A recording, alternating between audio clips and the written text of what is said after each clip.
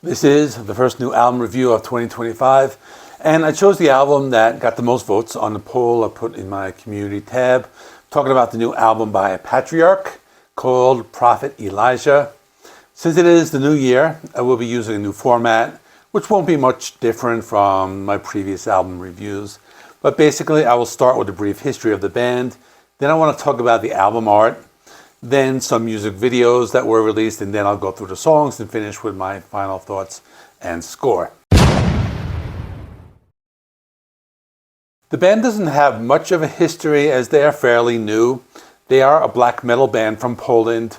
They formed back in 2015 and they just changed their name.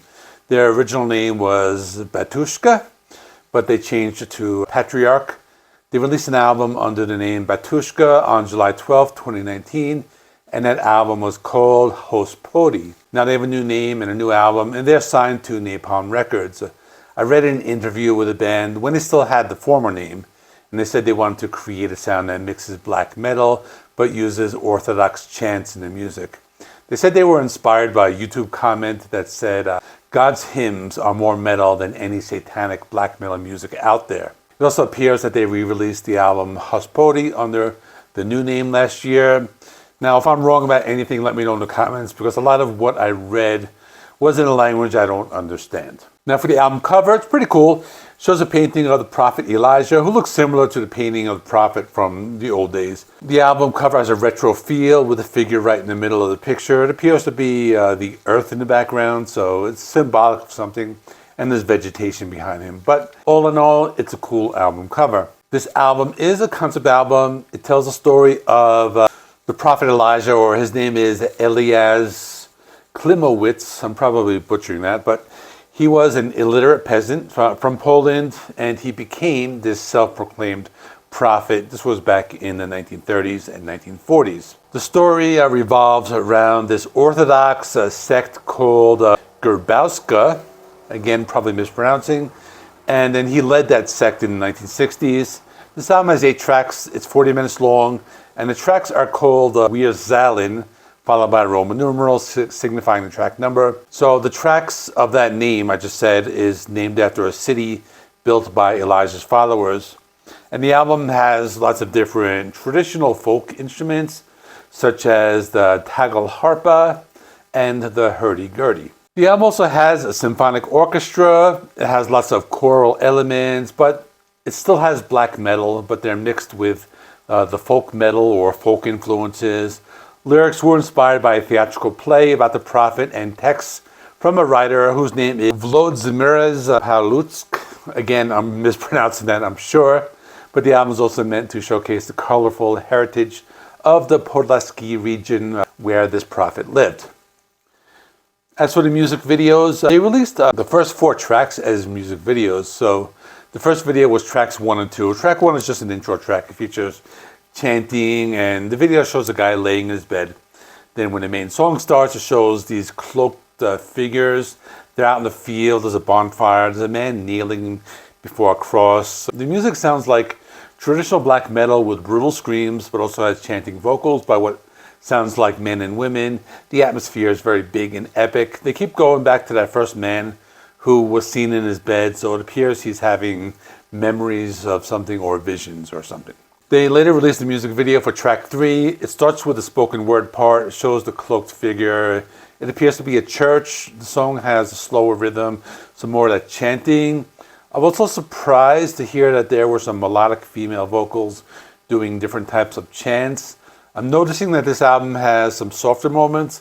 They also bring back the black metal elements, but they put them more in the background. The song has chanting. The video has scenes inside this type of church.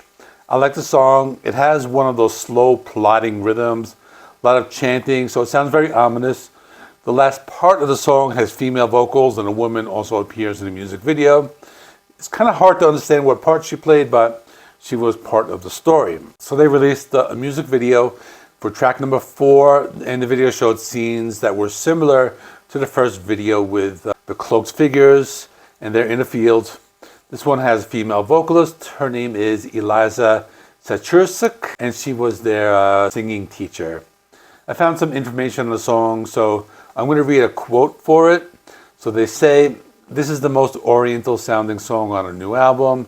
The beautiful Monori that runs throughout the entire piece is deeply influenced by Greek and Romanian traditions, which are integral to the Orthodoxy. I also thought the song sounded like traditional black metal in parts and traditional Eastern folk music in other parts. The song has lots of dark and evil black metal screams as the male and female chants. It was very unique, and the music video ended with a to be continued sign, so I guess they will make another music video. Now for the rest of the album, I basically covered the first 4 tracks talking about the music videos. So I'm going to cover tracks 5 through 7. Track 5 starts with some church bells and someone speaking. It appears to be a prayer in Latin, but then goes full black metal with the blast beats and screams, in addition to some symphonic elements in the background, and they bring back those Orthodox chants. I would say this was the most traditional black metal sounding song on the album. Also the one where the guitars stand out. The drumming was very intense. It appears they wanted to bring in a lot of energy. It's in the middle of the album. The end of the song gets a little more melodic, and they bring in more of those tremolo picked guitar riffs. And I also think they use a lot of different instruments, those aforementioned instruments like the hurdy-gurdy and that other thing. And it sounds like different stringed instruments. So track 6 begins with a spoken word part, goes into some of those female vocals. It sounds like some type of religious chanting. The entire song consisted of the chanting and acoustic stringed instruments, and it went on for about 5 minutes. So I'm on track number 7. It begins with a spoken part, and the song has some wind instruments playing a very dark anonymous tone. Goes into what may be my favorite part of the album. Has some guitar riffs that sounded closer to traditional metal music, and they continued with the chants. But then they go full black metal mode, just go into that madness and mayhem. And I like the use of those deep male vocals. It kind of sounds like this Tibetan throat singing. The last track is number 8. This one's also 8 minutes long, and the track features lots of different stringed instruments, some heavier black metal elements. It's also one of the slower moving tracks. It still has some more extreme elements that you would find in traditional black metal. The song seems to wrap everything up as it's very big in scale. It has lots of orchestration, symphonic elements, and many different layers of sound. Now for my final thoughts. It was very different because I'm not someone who was really into black metal, especially that old school, very raw type of black metal. But it's a different type that features lots of different elements, instruments, chanting, so I can get into this music. I thought it was very unique. It was original. It wasn't that easy to understand because of the language barrier, but it sounded very religious. And when you listen to it, you could just picture these old churches. Those are the images that come into your head. But I liked it. I'm going to give this one an 8 out of 10. I think it's pretty cool. I'll probably go back to it. It's a good album for me to kick off the year. As the theme of this year on this channel is going to be exploring metal bands from other countries. So in this video, I'm exploring some black metal from Poland.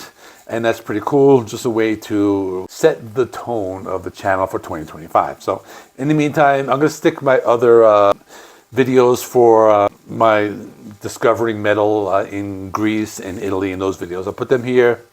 Thanks for watching. Give the video a like and subscribe if you're not already. I do rock and metal reviews, rankings, and all that good stuff.